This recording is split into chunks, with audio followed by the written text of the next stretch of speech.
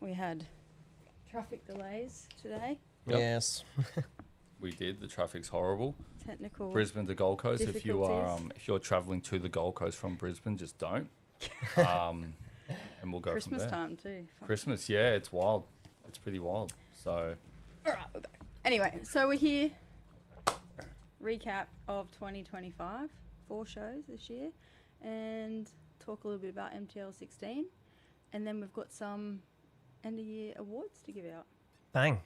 let's go. There was a question you had for Nakia at the start. Oh, yes. Brisbane, promoting in Brisbane versus promoting in the Gold Coast. How do you feel? Oh yeah, it was good to. I think it was about time because we have so many gyms that support us from Brisbane that travel all the way to the Gold Coast, and so there was like a few things at play. One, South Bank, we had been looking for, like we had been trying to lock in South Bank for 12 to 18 months. We knew about that venue before anybody kind of knew about it, like knew we were going to do it. So it was just a matter of timing, especially being weather dependent. We had to just make sure it was the right time of year and everything. So we knew that was coming. So that was really just about that being the perfect venue and also in such a good spot. And yeah, I was glad to see that worked out the way we hoped. And then we were actually supposed to do November 1st at Sopo. So that the second one wasn't planned, but another show in Queensland decided to do a Gold Coast based show on the same date, even though we had ours booked for a year. So I had a choice. A lot of people were just like, fuck it, just go toe to toe with them. MTL's obviously been around for a little bit now, like we'll get the support. But then like you have to make that decision, like it's not good for trainers, it's not good for the fighters. For sure. Yeah, I agree. I can't like match everyone. So if I don't get a match for someone and then they have to put their fighter on the other show, then you're twisted and you're like got half and half. Like it's just not good for the sport. I don't believe in doing that. So I decided to move. And then obviously Eaton's Hill is like personally a venue that I love so much. I used to fight at it all the time. We've always wanted to go there. When we first started MTL, Eaton's Hill was one of the ones we were looking at very early on. It's very hard to get in there, so we only had the Friday night option. I don't particularly love doing it like end of year, like 21st of December, November felt like really late. Yeah. So there was like, for me, it was a bit of initially it felt like a bit of a nightmare because I was just like, man, Friday night's a new thing. Will it work out? Eaton's Hill's far away for people. Can I pull the card together? Like there's so many changes happening that I was a bit nervous about it, but that card actually it delivered. It sold out. Bang. Man, like since I've had so many people come up to me and like message me and be like, that card was absolutely awesome. People didn't know. There's a lot of new faces as well. So even I was like not sure. I knew who the fighters were, but when we haven't worked with them before, it's always unknown what to expect and if it's all going to come together. But then every single fight delivered and was just like quality matchup after quality matchup. So I'm really happy with. Yeah, I don't think there was any stinkers. Thought that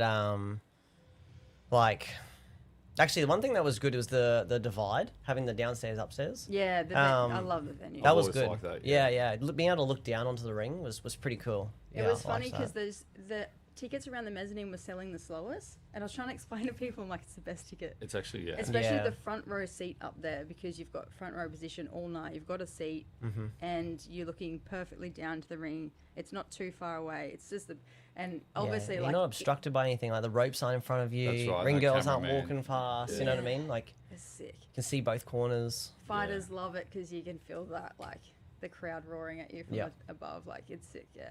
I think I think Will we go back there? Yeah. Yep. Yeah. So we're looking at. It's exciting. Yeah. October next year, we've got Eaton's booked, and a few other things we can talk about later, I guess. Yeah. Do you want to talk about March at all or no? Coming up. Yeah. Yeah. Well, let's get into the recap first. Yeah. And then we'll go in it. We'll end with what's happening next. Sure. Yeah. Okay. All right. Should we start at the beginning? I've got the card up so I can. We had the Cyclone, obviously. How was that? Yeah, that show is like the Cyclone Alfred show. Debuted. Fastball, wild. right? It was called Fastball, yeah. Yeah. Cancelling 3 days out, was it? which was ended up the right call. I think we cancelled on the Tuesday.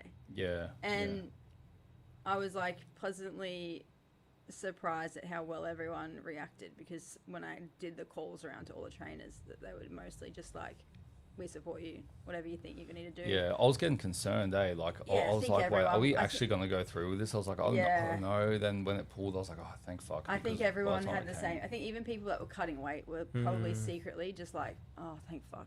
Yeah, It's like, can't run. You don't. Yeah, Can't run in a Yeah. storm. But you can run in a People storm. weren't but sure if their houses were going to get flooded or whatever. But it ended up, obviously, everything shut down anyway. So Yeah. it ended up the right. We had a couple of fighters that flew in early and got stranded. Oh, no. But, I mean, it was Rosalie, Rosie and he was here, but he had family, so he was all right. And then Rosie, I had them in the hotel that we usually use next to the venue, but it's a hotel, like it's not an apartment, it's a hotel, and they were going to be stuck there for however long, so I shifted them to an apartment. Yeah. And I got them an apartment in Surface last minute. Luckily, it ended up really nice. They were like, man, this is sick. They were on this like holiday, and they got like this awesome front view of all The cyclone. storm. Yeah, like, Oh, shit. Damn. and so they were like sending me videos of this like view of the storm, and but they had a great time, and she obviously just got to eat heaps of food after thinking she was fighting and stuff. It's good that it worked out. And then for the show too, when was it? So from when you cancelled, 2 weeks. it was 2 weeks later, and it still worked out really well. Yeah, it worked out. So we lost Jono because he already had a fight booked. So that was like the most sort of unfortunate part about it. But we kept, I think, 90% of the card together intact. Yeah. And that was really good. And then, like Albert versus Jeffrey as the main event got bumped up to the main event, which is like no one's complaining about Albert being the main event. So it still worked out really good. Yeah, so obviously going through the card, some of the highlights was Tavian versus Dallas for the under-18 title. Yeah. Obviously now he's completed his amateur career, having his last amateur fight, I assume, I think so, on the last show. I think so. How's it been having him? Yeah, good. Yeah, Dallas is such a cool kid. I actually can't wait to do... I keep saying this to him, but like I'm going to go out to Orange and do some media stuff with him, because he's such a funny, like, he's really old soul, so you feel like you're talking to like this really wise adult, and then you forget that he's young. He's a kid. Yeah, and then he's such a like easygoing, typical country boy, that he's got such a cool outlook on life. Like he'll fight. They'll go to an international tournament, say they go to IFMA or WBC games or something, and then they'll come back the day that they land, like the next day he's got a bull riding contest. Yeah, right. And he's like, yeah, sick, like I've got bull riding when I land. And you're like, what? And it's just like, so, like, yeah, it's, it's cool, it's what I do. Like, it's just, yeah. Probably why it shows up so much when he fights. If you think Muay Thai is scary, like, get on a fucking bull. Yeah. Like, those guys are crazy, man. You know what I mean? Like, it's pretty wild. Like, I've watched some PBR on there, and they're pretty tough dudes, especially when they come off the bull. They hit the fence and stuff. So, those country boys, they breed them pretty tough. Yeah. And he's like really disciplined, self-disciplined, which I think is going to take him so far, especially being, you have to be if you're going to be in Orange and try to build a career from there, where it's not the land of opportunity for Muay Thai. So I think he's just going to do so much with his career, and I'm excited to see what happens from here. Yeah. Obviously another big fight, or upset we should say, is Corey defeating and stopping Francis on that card, which was quite a big upset for him on late notice, and a bit of a breakout performance, I think. Yeah, that definitely would have been a big highlight for Corey. He's taken on some really big fights so early in his career, and I think he's got a big future. Definitely a big moment for him for sure. And then Ashton and Zach, which we were trying to get booked for a while. Obviously, trying to get the double title for Ashton, WBC and WMC now. Yep. That was a great fight. That was a great 5-rounder. Both boys really left it all in the tank, and yeah. I was saying I thought it was fight of the year for everybody, but we'll see it with the awards later on. Yeah, it was. They were both just that was exactly like leaving it all in there. They were both so cooked. Yeah. Ashton just couldn't wait to get out of the ring. Yeah. So You see him throwing up afterwards out the back? Oh, what? When Rachel was interviewing him, like, you know how they're doing the post-fight interviews? He had a little bucket and just, he obviously had a bit of an adrenaline crash at the end of it. Bro, man, behind camera, off camera, like what you see out the back is just brutal sometimes. Like, I remember seeing your boy Drew, one of his fights, and he's back there. He's got fucking ice all over his legs. He's getting stitched up, and he's just laying there on the bed like a fucking war hospital. Like the light was over him. It was all dim, and I was just like, this is fucking hectic. You know, people vomiting. There's happiness. Like it all happens. You know what I mean? Yeah. It's incredible sport. Yeah. And then, like you said, main event, Jeffrey Kelly coming over from New Zealand to fight Albert Tour. I thought that was actually gearing up to be a pretty good fight. I thought Jeffrey was surprising a lot of people. yeah, Bro, He was fast. He fucking showed up. Yeah, I was pretty impressed. With Yeah, him. but then Albert just caught him with that knee. And Yeah. it was a big knee. Yeah. Yeah, like I said before, I was just watching that back yesterday, and I was like, oh man, you forget how big that. And yeah, like Jeffrey was really showing up. He looked really good. Albert, to be honest, I don't think was showing his best. He looked a bit flat. Like even talking to his trainers. Same, I was talking to Malcolm Yeah. maybe about 2 months afterwards. We caught up at Conquest, and he was saying that they changed his dietitian or nutritionist. Oh, yep. And they did this big refuel, and Malcolm said to Albert, "Man, you look fat. You look fat. What's going on?" And he said he showed him like the refuel and everything. They were nervous because he just looked a bit sluggish, Yeah. a bit slow. Like maybe it just went a bit wrong. And sometimes that can just be all it takes, eh? Like Yeah, you just man. be refilling correctly, and then you'd shit on the night. Yeah. So yeah, Jeffrey. I'd like to have him back. He really impressed me. He was really like professional and lovely to deal with. Like really nice guy, and it would have been nice to see that fight play out. But man, this is Albert. That's what he does. Yeah, that's it, eh? And then obviously we went to South Bank next, did we? Or no? No, we had one more. We had Jono. We had Jono. We had Jono versus Elise. Elise. Yeah. Lissy, yeah. Wild. I think that was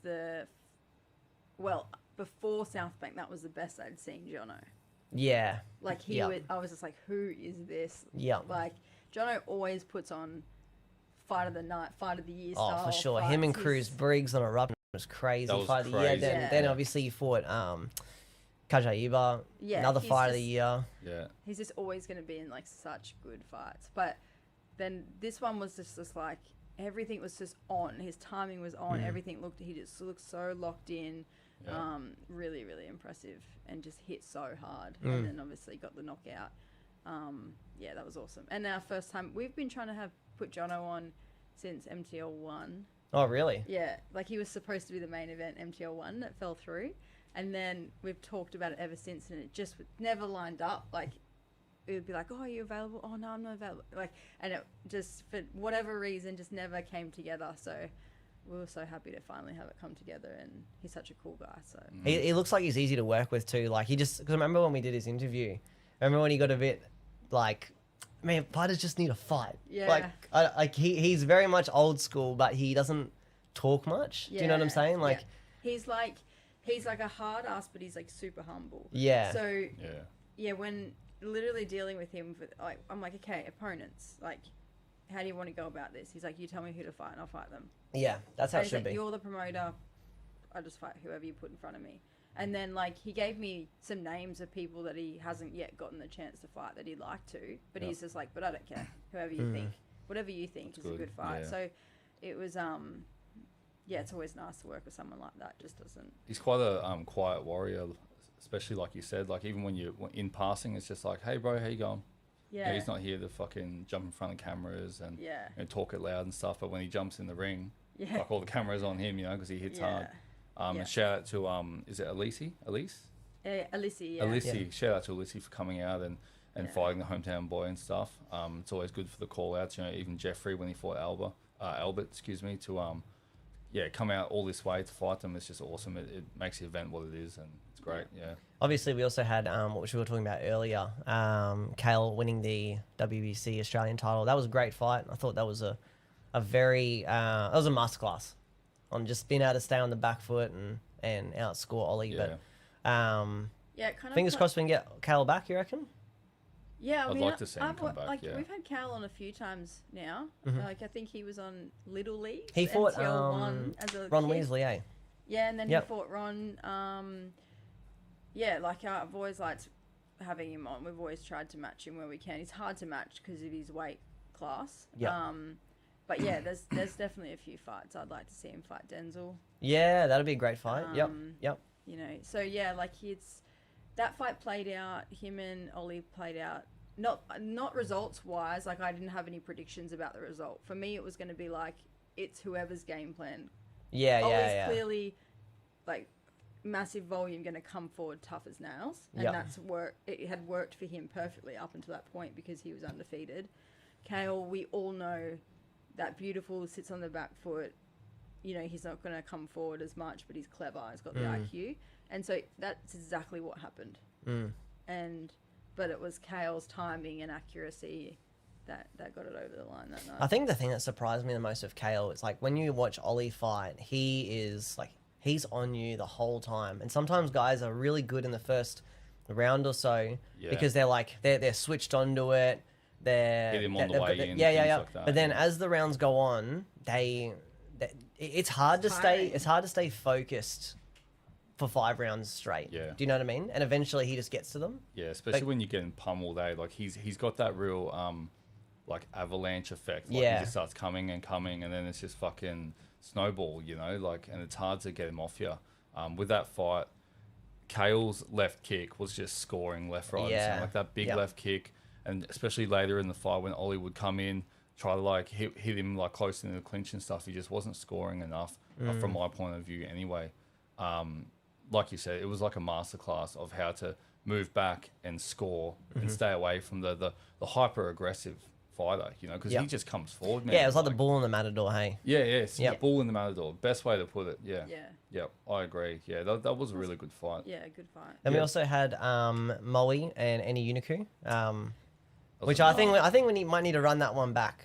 Man. Because Moe obviously has been on a bit of a run now. I just remember the headache that I had that night. I had a headache all night that night. And it was, I nicknamed it the Andy headache. The Andy headache was? So we had drama the day before, all drama that week. Andy was struggling to make weight.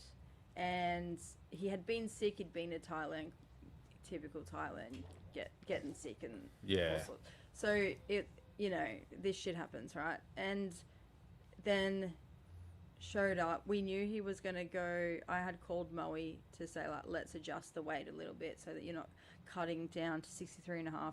Andy knows he's going to try, but we probably know he's not going to make that. Moe is an emotional, passionate guy, so he was clely not. He's got that Lebanese passion. He's not that happy about it, but he was a professional, and we came to an agreement. I think we changed it to 64.5 or 65 or something, and Moe's a small guy. Like it's not. He shouldn't fight above 63.5. Like that's his weight class. You really shouldn't fight bigger than that, and he hasn't. Out of just being tough, but like he carries a lot of muscle, but he is a small dude, like in frame, he knows he shouldn't fight up, so he wasn't keen on it, but we made it happen. And then Andy steps on the scales and it was like heavier again. I think he was close to 67. So he was we're dealing with very passionate trainers that are not happy about the it's promoter's dream when we fortunately haven't had too much of that, but we got there in the end. And obviously there was purse deductions. It's all in the contract anyway, so we sorted it all out on the business side, but it just added a bit of like extra drama to the weekend. That's right. Then they put it on in the ring and let it all out. It was a cracker fight. There was a little bit of extra fuck you on the end of each punch, Moe, it kind of like it works in Moe, like for Moe, because it's like when he gets that like real, like about him, it's like he was trying to hurt Andy because he was just like fuck you.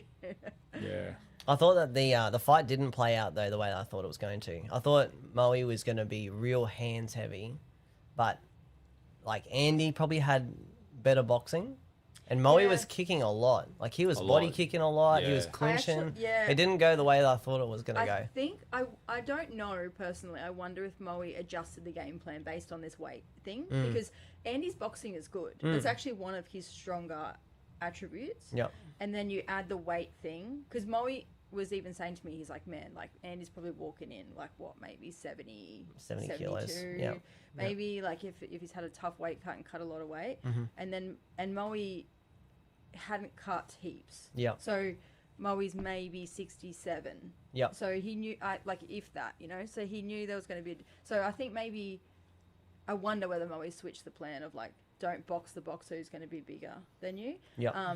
Maybe this is an assumption, but I think it worked because, like, even though Moe lost the fight, it was very close and a bit controversial as far as the decision. So it could have gone either way.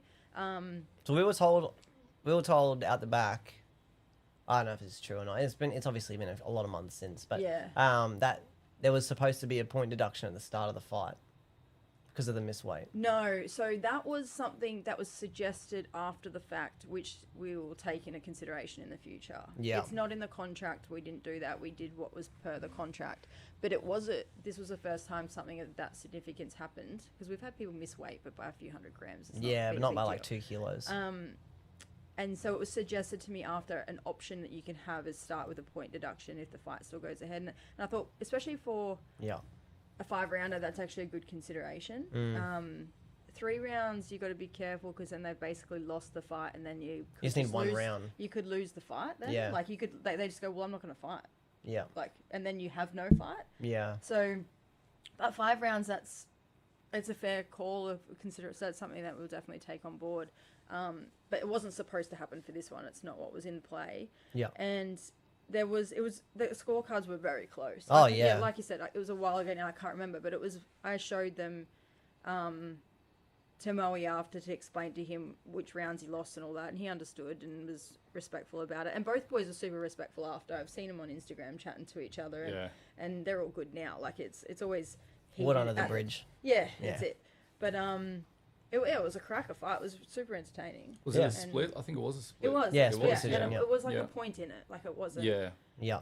And a fair split. It wasn't a split decision where, like, 2 judges are looking at different things. Yeah. It was like it was kind of like the same rounds were scored for Moe and then for thing, and then the ones that everyone was like, who won? Where the split was. Yeah. Gotcha. So it made perfect sense on the scorecards why. Like, you could just go, I think that round could have gone either way.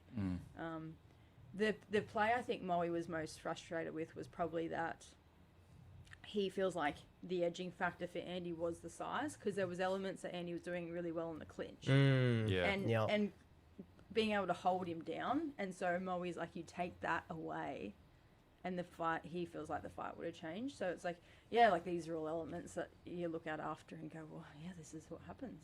Yeah. It's a fight game, right? Or maybe, like, the starting point deduction probably would have shifted it the other way. Point deduction would have changed the outcome. Yeah. Because it was that, I think it was that close on the scorecard. Yeah, but when you get in there and you know, like, whatever happens in the fight from the bell, if you're starting even, there's no point deduction. Whatever happens. Yeah, And Moe gave it everything. Andy put in a good fight. It was awesome fight. Like, it was, super entertaining. Yeah. So we'll move on to the South Bank show then? Yes. Obviously, like, that whole card, we could probably talk about every single fight in that card. Yeah. What were some of the standouts for you? Oh, man. My favourite...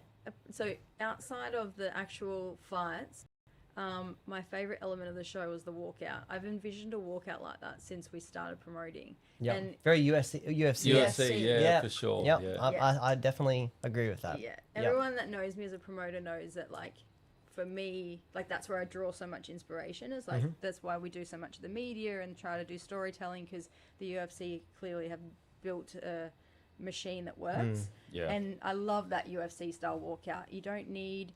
I've actually heard Dana White talk about this, where he said early on they, like, had all the lights and the smoke and all the over the top, trying to, like, oversell it because they were fresh. And then as they've gotten higher up, they've needed, like, less.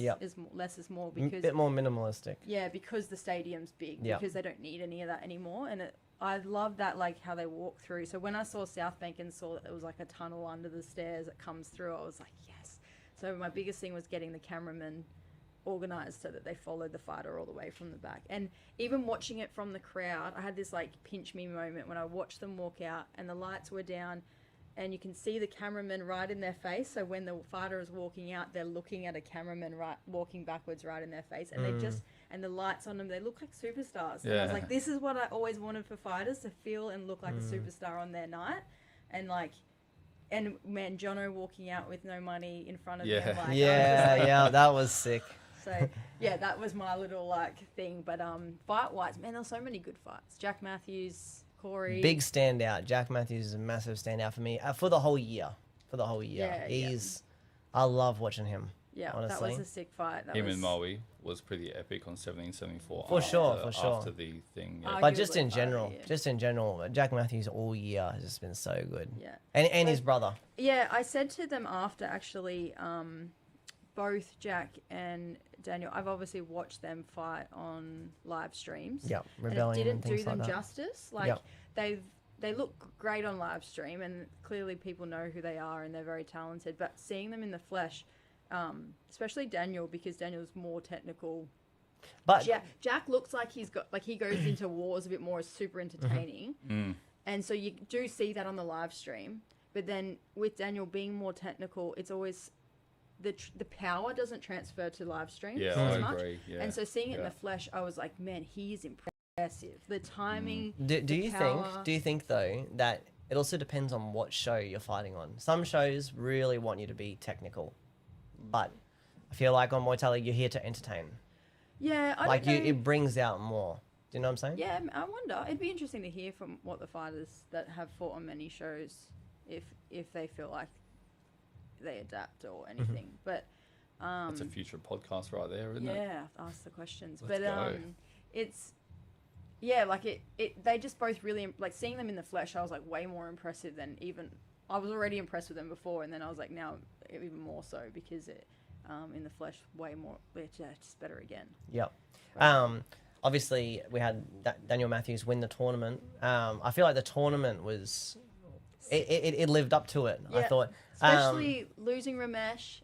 Yep. A week out. Caleb filling him. And Caleb did such a good job at filling that role because everyone got pumped. He did probably more marketing and media in that week than anybody did the whole time. Yep.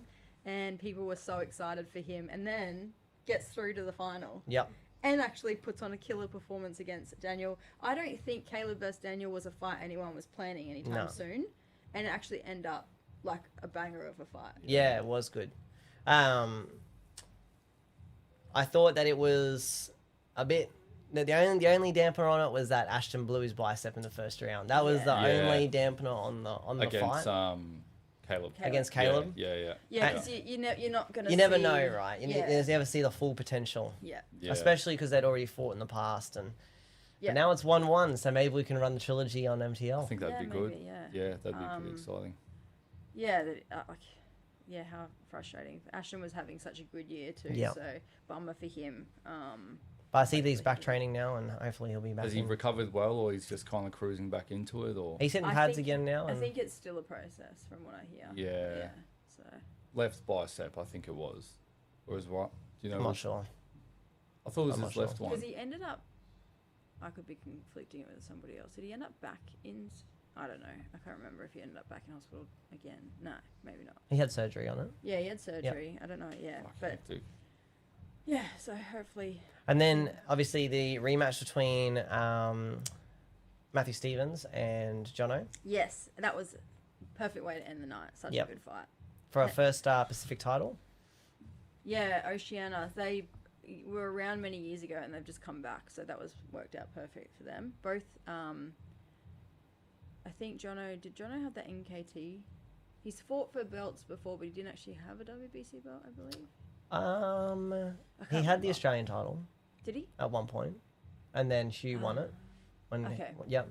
Did he? Who did he fight for the NKT? I thought he fought. Yeah, I think he had the NKT one. Yeah, I thought he did. Yeah. Oh, fuck, I don't know. Anyway. Jamie pulled up. And Maddie. Usually would be me over there being able to. Yeah. We need a chat, an AI sponsor. Perplexity. Let's go. Maddie had not fought for a WBC, I believe, before.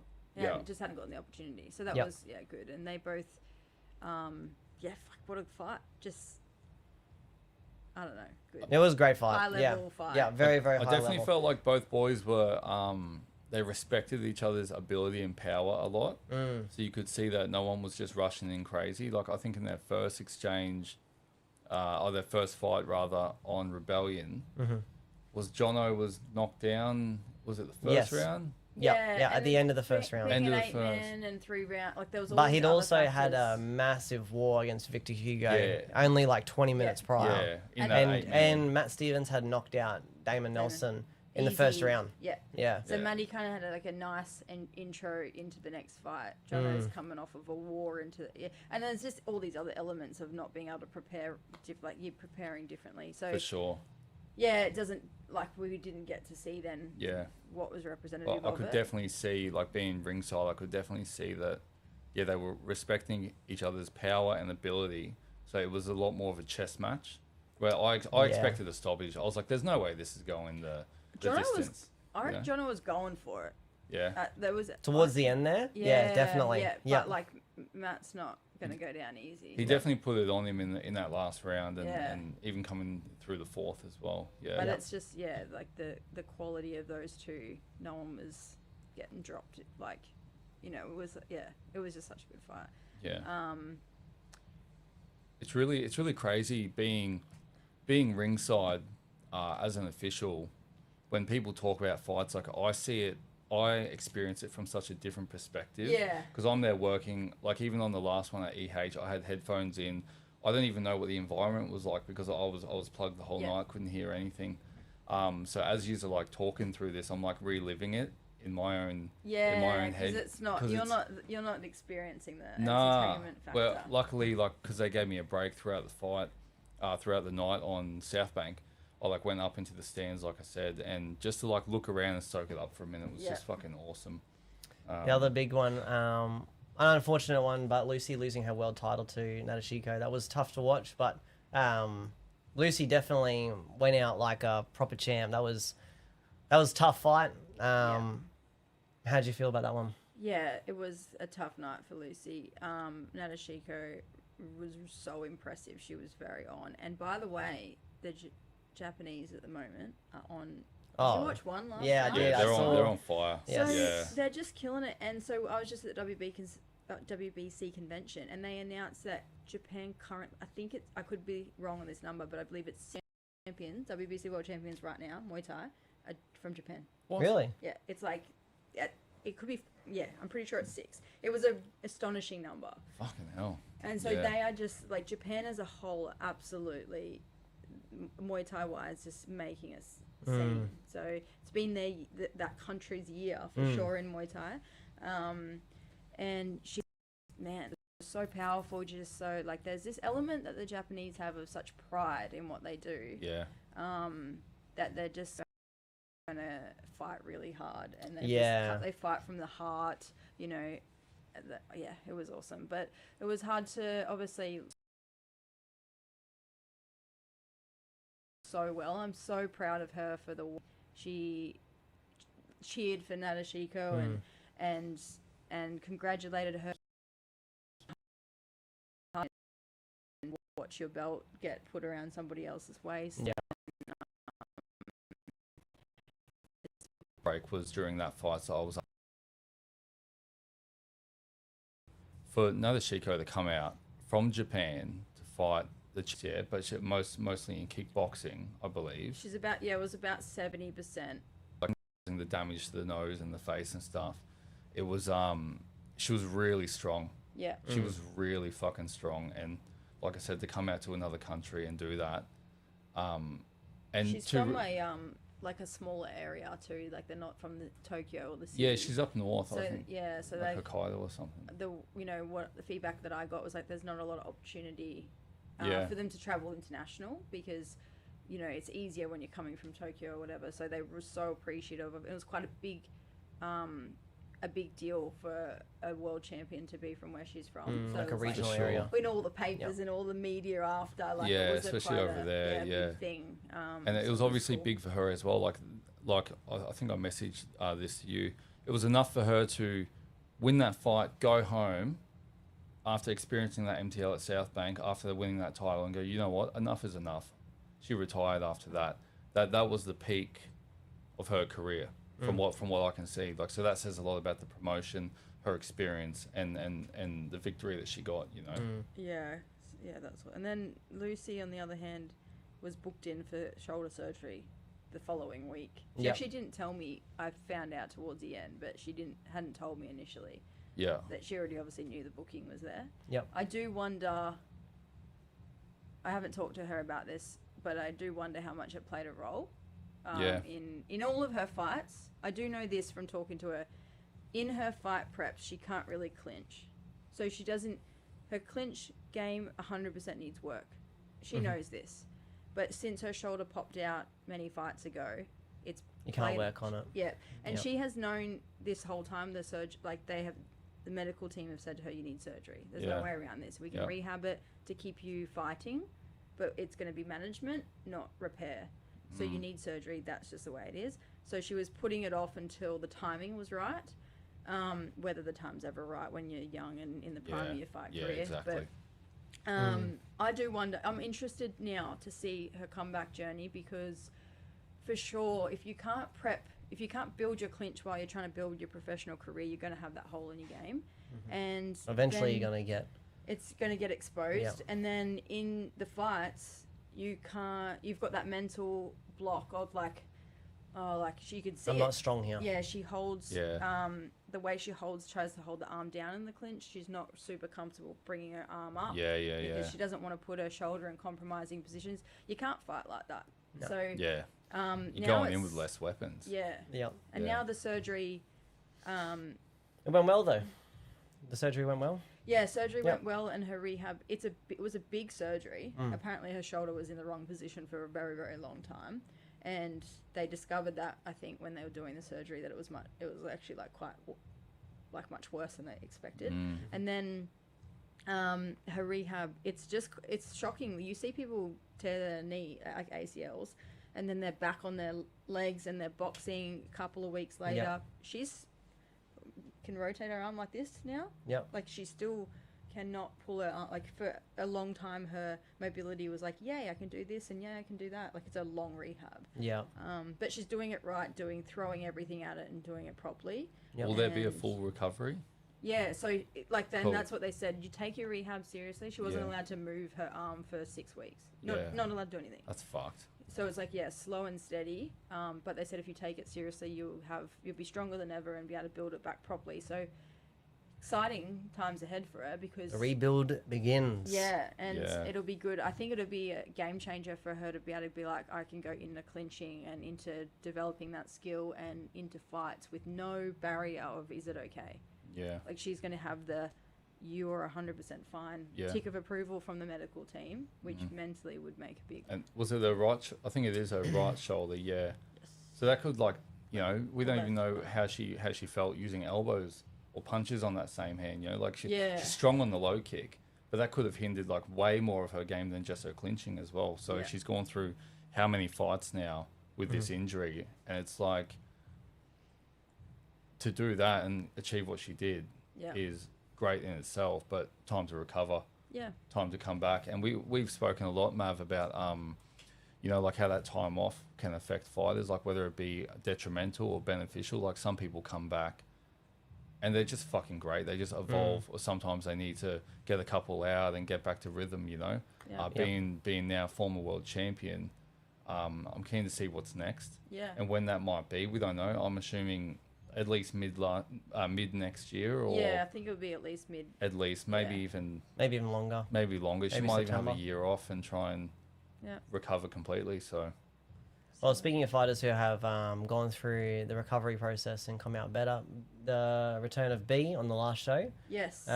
She looked better than ever. Yeah. A lot stronger since her ACL injuries, and how's that having her on the show and stopping Tegan Daly?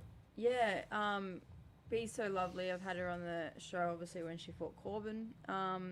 So, yeah, it was exciting to have her back. She was in Thailand at the time, and actually found out when I saw her just recently that she's doing a stint in Thailand and made the trip back to have the fight and then go back again. Yep. So that was cool. And yeah, she's been saying, the comeback was on and she wanted to prove it, and she looked great, looked really good.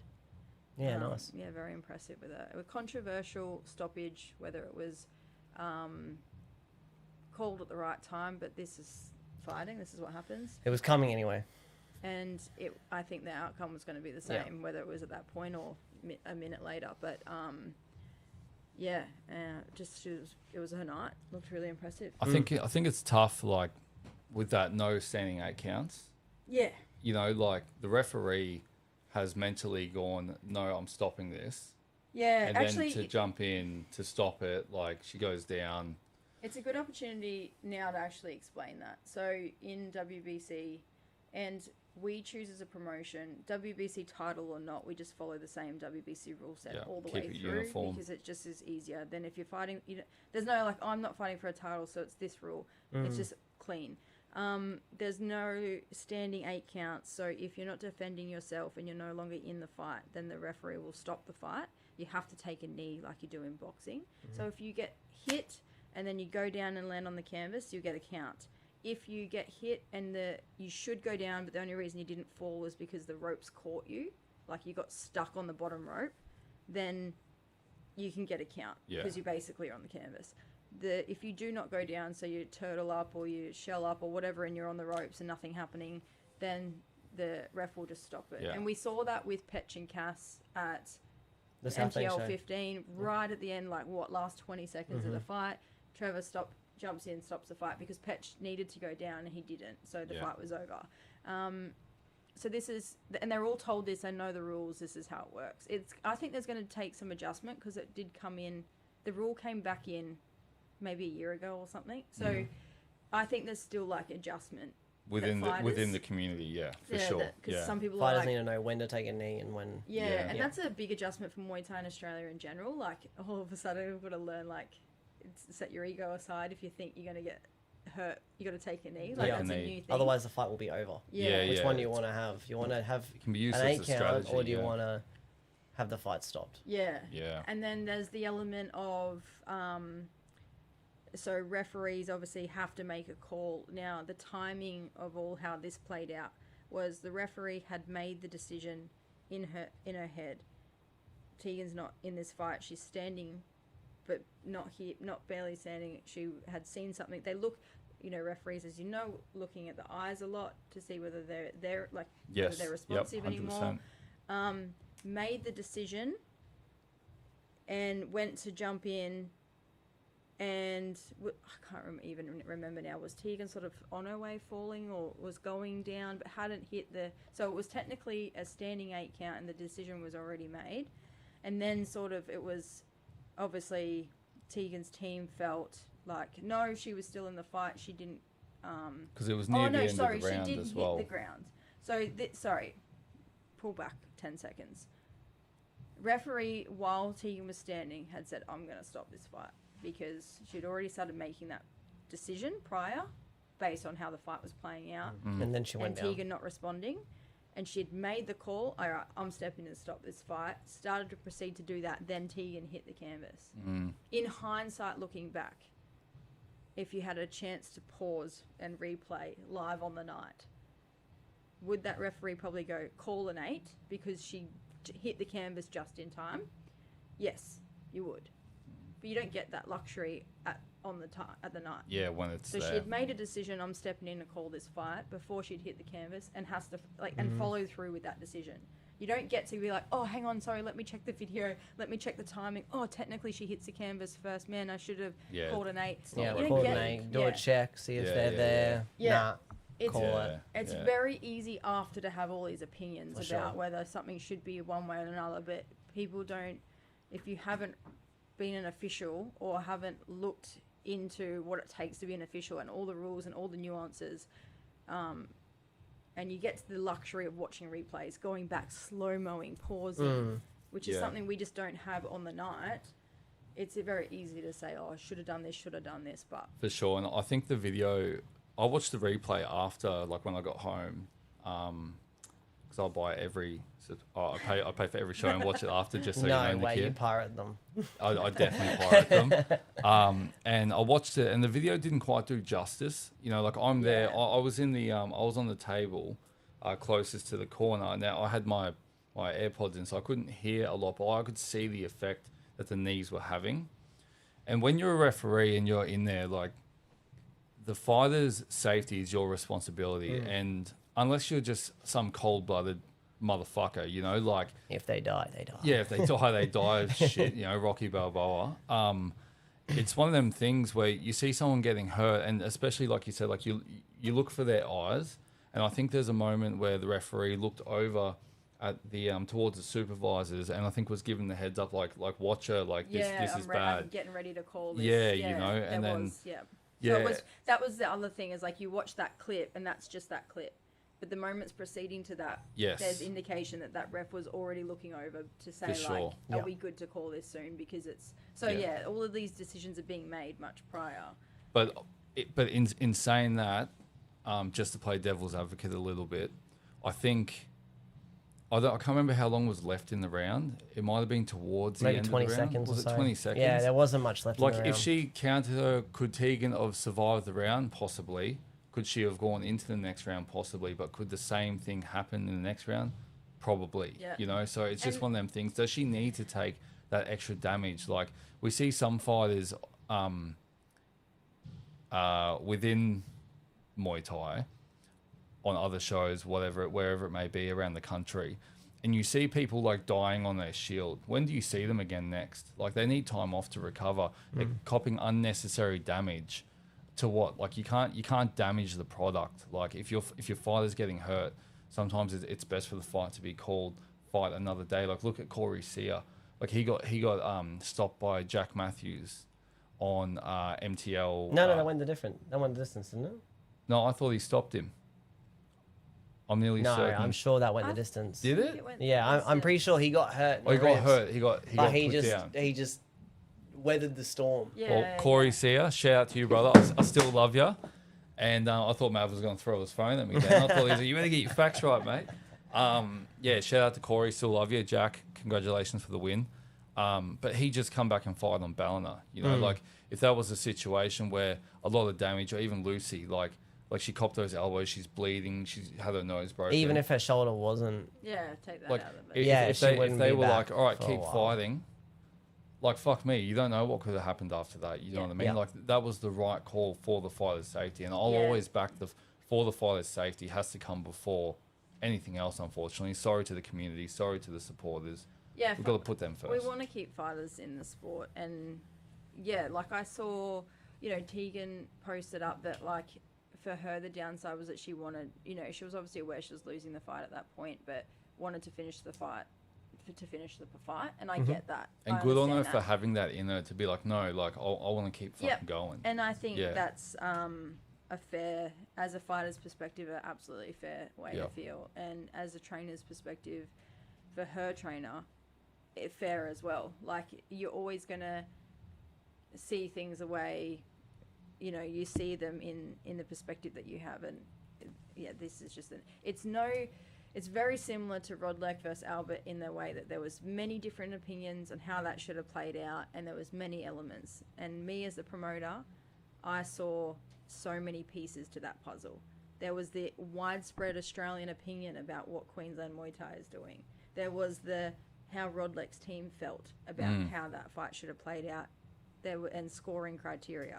There was Albert's team and how they feel. There was the officials and how they feel the whole thing. There was me as the promoter looking at the venue because it was so packed and overwhelming, and I made changes after that to pull the crowd back because it was just, the atmosphere was it was great, but man, I was like, I felt for the officials because it was just people. Like, so there's just so many little elements that play a role in when there's a controversial fight or decision or call or whatever. And for sure, I think we should just keep talking about the Eaton Hills card, but maybe we can segue it into the the first lot of contracts you handed out to Harry and Zion Lucas Zion. Sorry. Lucas Zions and Harry McIntyre. What a fight! That was a great fight. That was fucking pretty awesome. And it was like that was the first time I'd seen Lucas Zion fight like live in person. Yeah, and it was a lot of people's man. He's explosive. He's got aggressive. A big heart, man. Yeah. I heard that he's moving down to 70 next. Is that true? 69 is where he should be. Yeah, that's going to be a really, really good division for him. Actually, someone even said to me, 67. And really? He didn't hear that, but I think it was someone from his team. It was like 67. Which I think, like, he's not big. He's not big. He's not big, yeah. But I don't know why but keen on that. We'll see how he carries his power at that weight. Yeah, though. I think 69 is the optimal move. That makes sense. Yep. And what a superstar he's going to become. I'm so excited. So, like, I remember I looked at Brody and went, they got to get contracts, right? And then he's just like, yes. And I was like, should I give it to him right now? And he's like, yes. And then I like ran. I had to run and go find where I put the bits of paper. Like I couldn't find them for a while. And then I had to pull poor Lucas, had to pull him back into the ring. But Harry kind of has an unofficial contract anyway. He's like basically built his career on MTL, and what a year he's had. And then that fight, man, they were just... Lucas just was like, we're establishing the tone from round one, which is, I'm going to try to kill you. And so Harry had to respond to that, and they just went at it. And I'm bummed that it didn't go for 5 rounds. Yeah. Because... I think it was perfect. It was perfect. Because I wanted more. If it had gone 5 rounds, the pace would have slowed. Nah. I reckon. Do you think? Yeah, Lucas was gassing out.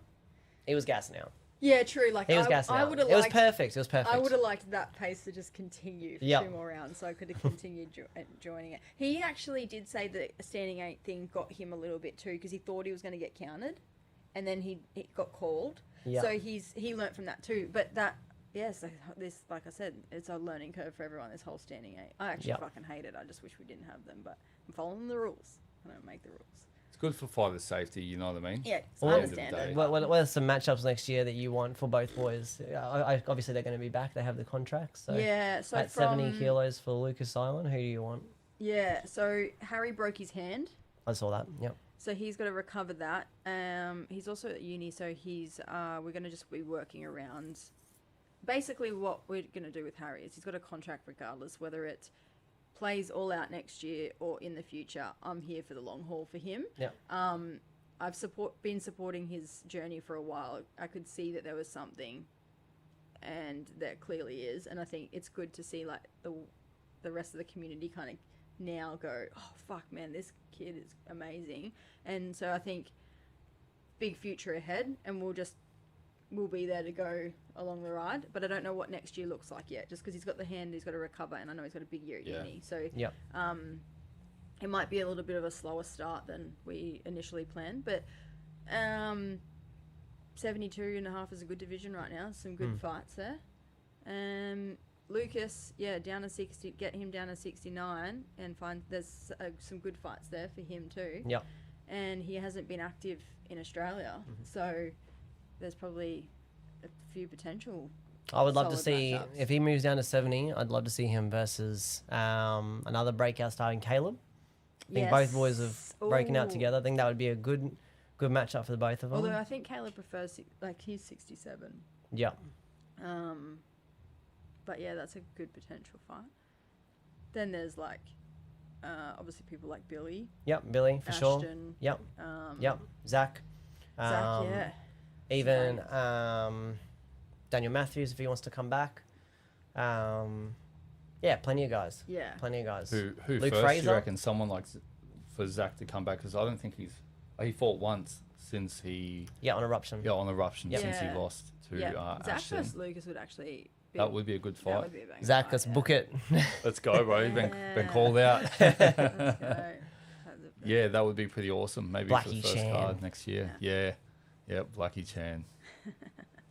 That's a name that he gave himself. We did not just give him that name, just so everyone knows. Yeah, he already has that. Yeah, he calls himself that. All right, we're not throwing that out there. And Kaz versus Ramesh. Talking about Eaton's Hill. Yes. Yeah. What a Yes. fight. That was a great fight. I think Ramesh is still got a lot left in the tank at this new division. The experience just showed, didn't it? Like he just, Yeah, I said to Ramesh before, like the day before, I was like, just as a promoter, hearing about in the lead up, like just from the local community, it's even in my gym, like a lot of more recent Muay Thai fans, and they're all like, you know, Cass, talking about Cass, because he had such a great year, he's been on such a roll, and deservingly so. Yeah. Heaps of credit for where he's going, and then not really much talk about Ramesh. Yeah. But because that's talking to the newer fans, so they just don't know who he is. And he hasn't been super active lately, like potentially, especially in Queensland. So like Queensland fans probably aren't as aware. Obviously, people that have been around the sport a long time know who Ramesh is, and So and then I think they've obviously watched after now. People like that Ramesh. He's so impressive. He's so smart. Such a good fighter. So now it was like, like everyone. I think Ramesh is very, very big for the weight. Like, even though he is now moving up to 67, him and Cass looked very similar in size. He's a big boy. He's a big guy for it. I think he can move up to 70 and fight a lot of those guys up there. Like Cass has fought at 70 against Payak and guys like that, and I reckon this might be way out of field, but I reckon here we go. Ramesh and Jono. I knew you were going to say that. Jono's not a big 70. I think that would be a really good fight. K1 style. Both boys K1 style. They're not going to want to clinch. I reckon Jono's a lot big.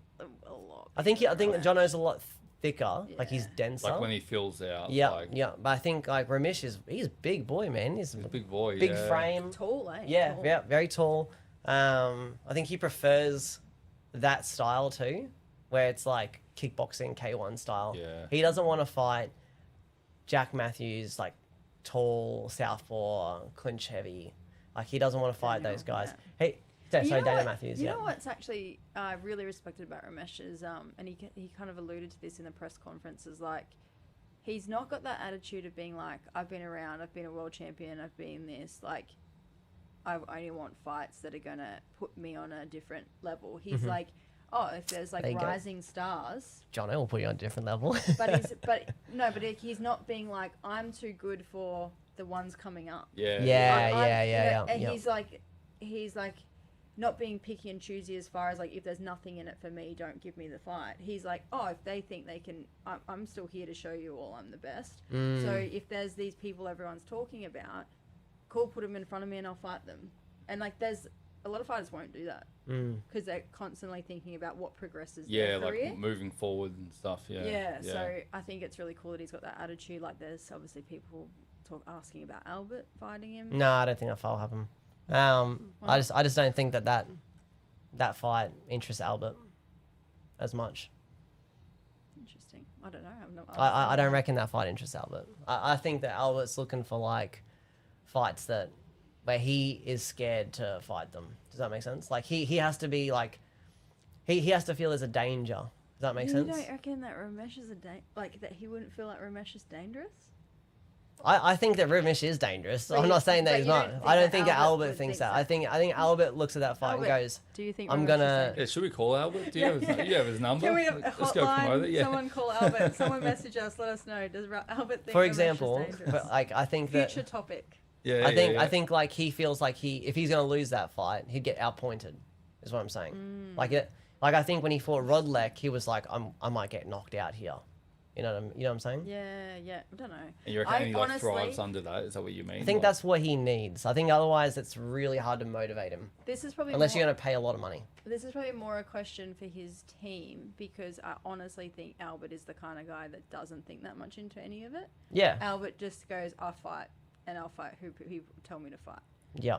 I honestly think that's, like, just from talking to Albert, he just doesn't, I don't think it's like, do my team think I should fight them? Yes, okay, cool, I'll be there.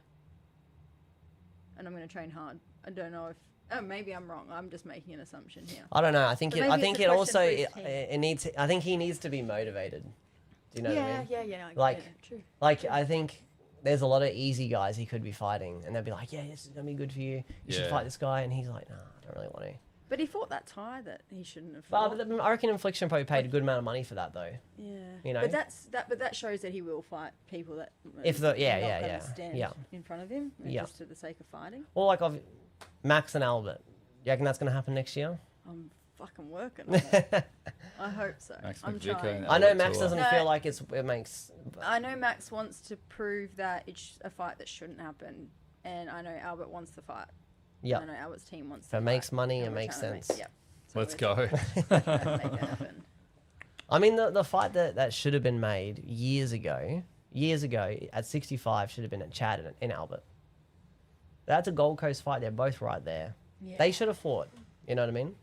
That would have made a lot of money. They probably should have, yeah. Yeah. Probably still could, you reckon? Nah. Why? Just don't think that Chad fights the guys that are coming up. Yeah. That's, you know what I mean? I think he he's wants on to. that Japanese circuit He's at the end of his career where like he wants to fight other guys that are names like him. Well, this is exactly what I was saying, right? About Ramesh. That's what impressed me about Ramesh. He doesn't have that attitude. Yeah. And once again, some educated opinions here, but is Chad one of those people that doesn't want the up and comers? No, I don't think so. Yeah. I don't think so. And that's fine. Everyone can. If you know the answer to this, anyone, let us know. Yeah, and that's fine. And also like money and a weight class would like. I think Chad's pretty adamant about sticking in his weight class. I know he does 65 for K1, but does he do 65 for Muay Thai, or does he insist on 63.5 for Muay Thai?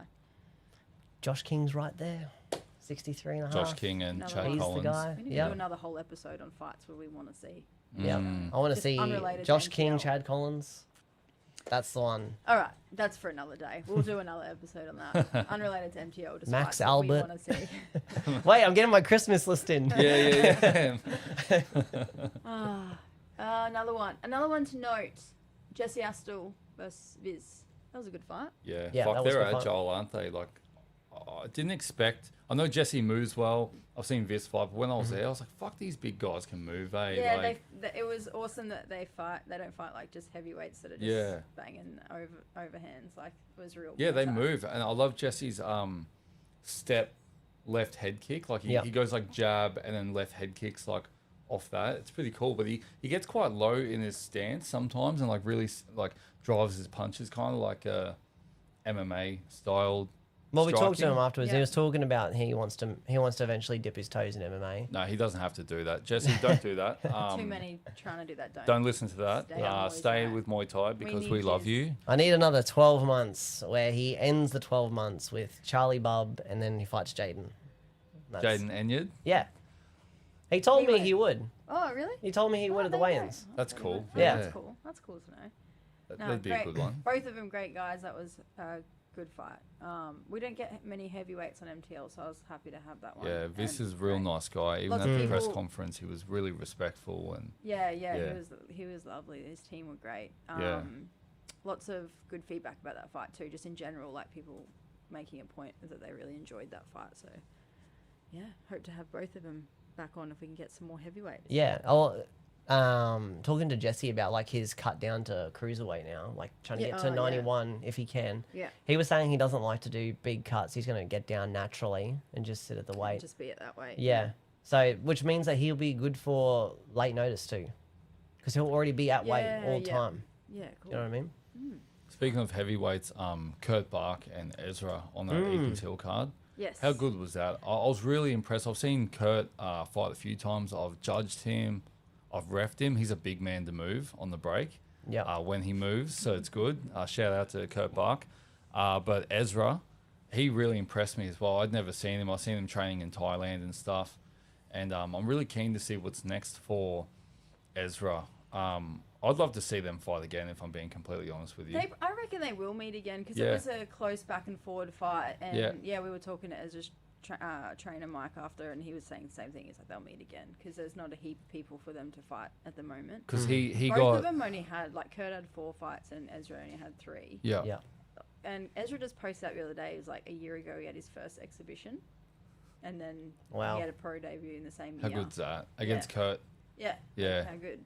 and Kurt's a monster. He did he drop him? Was it I can't remember. Was it a knee to the head or a punch he dropped? So Ezra dropped. I think it was a punch. Was it a punch that dropped Kurt? Yeah. And then Kurt gets up and just like I don't know, like woke the sleeping giant. Like he just went fucking berserker mode and rocked Ezra bad at the end of that round, and like not bad to where. He won the round back, but I could see, and I'm right there. I'm sitting there. I'm watching Ezra's legs as he's like walking away. So I quite often, after it's done, I'll watch them walk back to their corners. And I watched Kurt, and I looked over at Ezra, and I was like, "Fuck, he fucking hurt him there, eh? Like he just and put it on him." Time was the essence because it's like the round ended, but if it had gone continued, I was like, is the standing 8 thing going to start like playing a role if he doesn't defend himself soon? And I think Mike was saying after he was like trying to tell Ezra like stay out, like keep him, like because Ezra has like these nice teats, like keep him away, and he's like just decided to go to war instead. So. That's another one actually. Lots of people just being like those two. That was a great fight. It was good. I love the fights that are back and forth. You know. Yeah, man. Like. Yeah, well, in looking at our awards, it made me realize like how minimal of knockouts that we have on MTL, which is great because we're matching close fights, and there are a lot of back and forward fights that are happening, which is hats off to me. Sometimes it's just luck, but I'll pretend it's my pure matchmaking skills. Yeah. But it goes to show like these have been really good fights, and it's actually hard when you're not getting many KOs. And I think when it comes to MTL, with the production and stuff, a lot of people are watching MTL, then they eventually get to fight on MTL. And you're seeing fights like Albert Tua and Rodlek here, and like you're seeing all these great fights, Harry McIntyre, Lucas Zion, even the stoppages that Harry got, Cass over Petch, the Nadeshiko and Lucy. Like people, when they get matched on MTL, they go, all right, time to put on a show. Like, this is MTL. Let's fucking put it on. That's what I was saying to you about the Matthews boys. Like, when they come on the show, like, maybe they just putting it on now. This is their... I'm going to ask some especially fighters. the South Bank show. I know some fighters have said to me, they're like, there's an element of, like, they really want to show up. Yeah. They really... And I think, because they feel like we care about them, too. Yeah. So they want to repay that by being like, I'm going to show up. And the environment's kind of already set. Like, I remember a few times when I fought when I was younger, and, you come out to the ring and it's just kind of, you get a bit of a clap or this and that, whatever. But the environment is kind of already there. Then you're putting them in the pool, and the water's already warm. Yeah. And they're jumping in, and we're just getting these fucking explosive fights that have come out this year. Like, this year's been really awesome, and to see what's coming for next year for MTL is going to be super good. Our crowd's cool too. Like, the interstates don't get like dead silence. Yeah. Like that, like you get cheered for.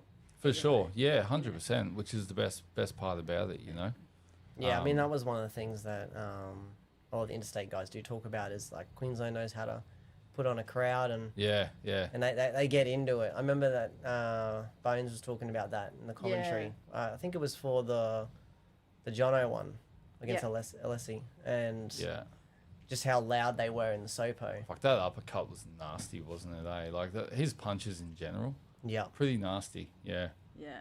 Yeah. Well, should we get into the awards now? Let's do it. Yeah. All right. I've written them down. You don't even know, eh? Yeah, so we don't even know who's getting the awards yet. So no, we know.